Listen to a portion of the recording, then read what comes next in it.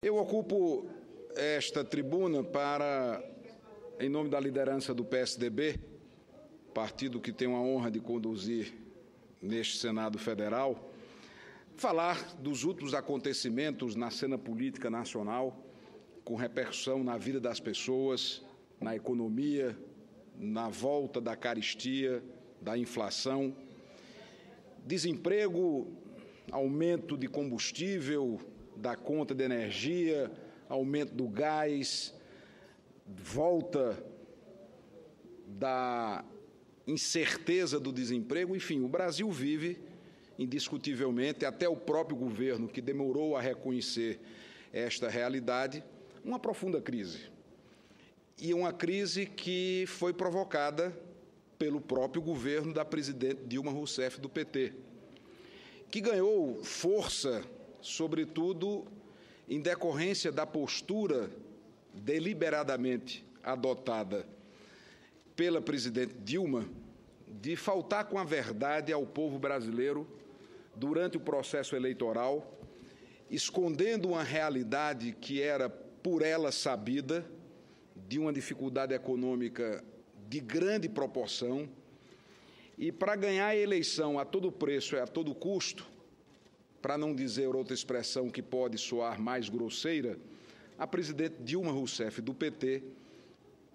faltou com a verdade ao povo brasileiro. E, a partir daí, ao invés de ter uma postura de humildade, de reconhecimento dos erros, de uma palavra dirigida à nação brasileira, ao nosso povo, pedindo pelo menos desculpas por essa postura, a presidente insiste no método de falsear a verdade. Ela foi agora recentemente para a imprensa para dizer que a inflação está baixando. Talvez ela esteja dizendo que a inflação está baixando porque não compra gás, não faz feira, não vai ao supermercado. No dia a dia dos brasileiros hoje, está voltando uma prática que tinha sido, inclusive, abandonada.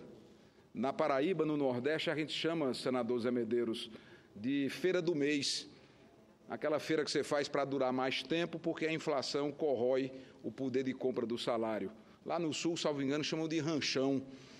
Então, está de volta essa cultura do povo brasileiro, porque só mesmo na cabeça e no mundo ilusório que a presidente da República, Dilma Rousseff, cria em seu torno, a inflação está baixando. A inflação está subindo e está cada vez mais assustando a população do Brasil, porque não se percebe um governo conduzindo o país. Como se não bastasse, dentro desse conjunto de crise, e eu falava há poucos instantes com o prefeito de Santa Luzia, uma importante cidade da Paraíba, Ademir Moraes, ele me mandava uma mensagem: Cássio, fale sobre a situação dos municípios, porque além da crise está, obviamente, atingindo as pessoas, as cidades brasileiras, sobretudo as nordestinas, na região norte, acredito que essa realidade não é diferente, perdendo substancialmente receita, e estamos vendo prefeitos absolutamente inviabilizados, a situação dos governos estaduais um pouco melhor do que a dos municípios, mas também é grave. No próximo dia 11 de outubro, aniversário de Campina Grande, eu volto à tribuna para prestar homenagem a Campina Grande, por mais uma data de emancipação política, uma data muito festiva. Estamos celebrando o nosso Sesc Centenário, são 150 anos da nossa história, dia 11 de outubro, aniversário de Campina Grande com seus 150 anos. A minha felicitação a todos os campinenses, a todos os que ali nasceram, os leais forasteiros, como canta o nosso hino, e minhas felicitações ao prefeito Romero Rodrigues pelo trabalho, mas em outro momento tratarei dessa data festiva e comemorativa de Campina Grande. Pois bem, a situação, pelo que me relatava há poucos instantes, e não é uma coisa novidade para mim, o prefeito Ademir, como o prefeito Romero e tantos outros prefeitos e prefeitas têm dito, se soma a esse quadro de dificuldades que na Paraíba se torna ainda mais grave, com a seca e a ausência de providências para a convivência de um momento prolongado de estiagem, onde dezenas de cidades estão em colapso absoluto. Em Campina Grande, racionamento, em outras cidades com falta total, outras também com regime de racionamento. E não faz muito tempo que a presidente Dilma esteve em Campina Grande para inaugurar um conjunto do Minha Casa Minha Vida, obra que foi ainda iniciada no seu projeto, na chamada pública, durante o período que eu fui governador, e respondendo a perguntas da imprensa local sobre o que fazer em relação à seca e à falta de água, ao racionamento em Campina Grande, cobrada ela, a presidente Dilma, que estava pelo atraso enorme das obras da transposição do São Francisco, a presidente, talvez desconhecendo a nossa realidade do semiárido e, sobretudo, particularmente de Campina Grande, uma cidade que está em cima do cristalino. Campina está em cima de uma pedra do cristalino e, até onde eu conheço, não sou geólogo, não dispõe de águas em grandes profundidades, mas a resposta que a presidente Dilma disse, ou deu, é que levaria ou traria para Campina Grande sondas de grandes profundidades para achar água em cima desse cristalino. Mesmo que isso fosse possível, tenho lá minhas desconfianças. Até hoje, decorrido quase um mês da ida da presidente a Campina Grande, nenhuma dessas sondas chegaram, e o que nós estamos cobrando nesse instante é a conclusão da transposição do São Francisco, uma obra importante, e no mesmo país que foi capaz de construir estádios para a realização da Copa do Mundo, não é possível que o governo federal não consiga agilizar as obras, sobretudo o eixo leste da transposição, para que se evite uma catástrofe em Campina Grande e em várias outras cidades da Paraíba, com absoluta falta de água, porque, infelizmente, o El Niño está formado e a meteorologia já provou que, quando o El Niño se forma no Pacífico, representa períodos de estiagem, de seca, no Nordeste semiárido do Brasil. E a nossa região, e eu não falo apenas da Paraíba, falo do Nordeste inteiro, não tem estrutura hídrica, não tem suporte para aguentar mais um período de seca, e poderemos estar diante de uma calamidade de imensa proporção, com a omissão, o silêncio, a inanição por parte do governo federal e também do governo do Estado da Paraíba, que não tem feito nada para elaborar, por exemplo, um plano emergencial, um plano B, para acudir e socorrer cidades e populações representativas, como é o caso de Campina Grande. Mas eu vim à tribuna para falar dessa crise, mas comentar, obviamente,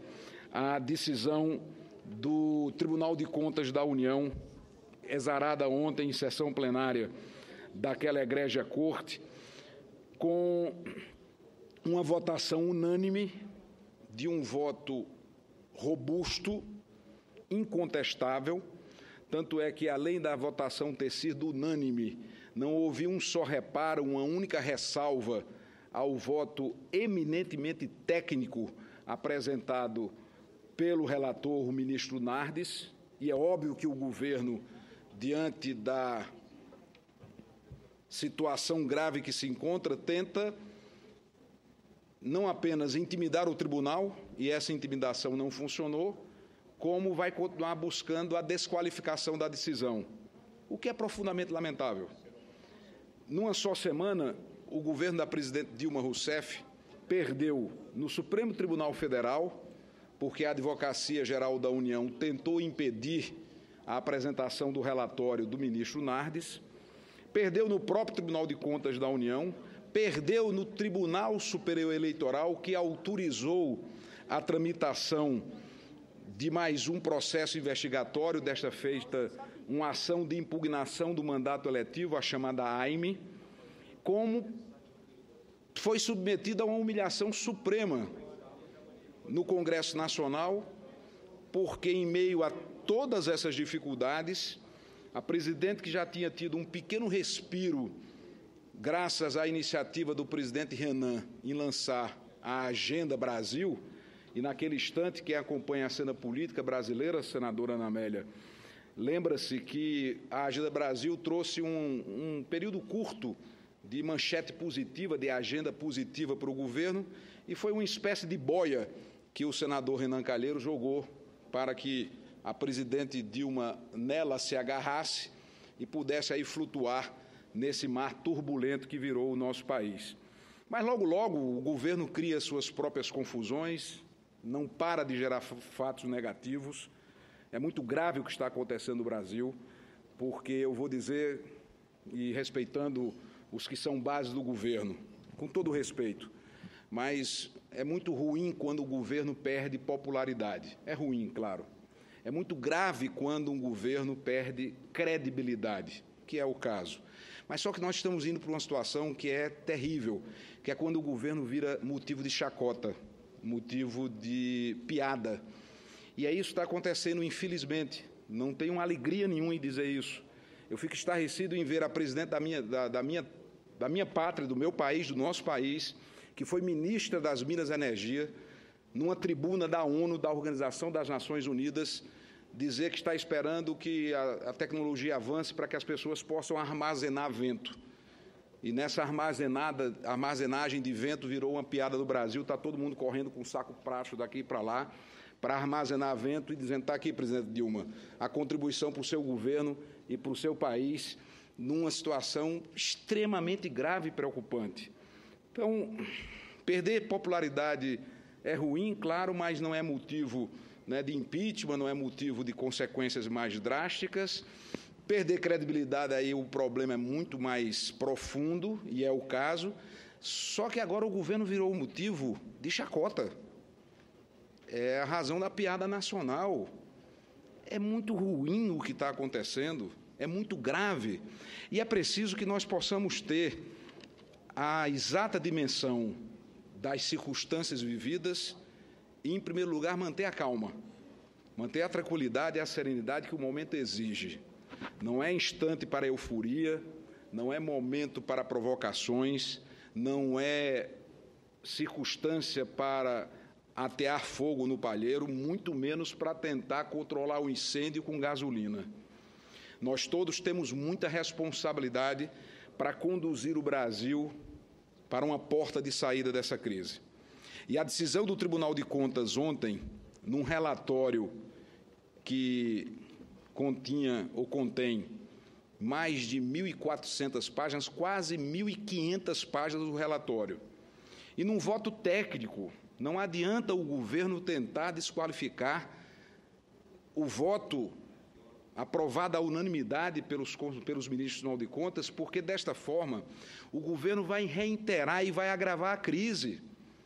porque tem sido exatamente essa dificuldade do governo reconhecer seus erros, reconhecer suas falhas e tentar se confrontar permanentemente com quem lhe cria problema, que está levando o país a essa situação. Ora, como é que você pode imaginar que tem manipulação política um relatório com 1.500 páginas?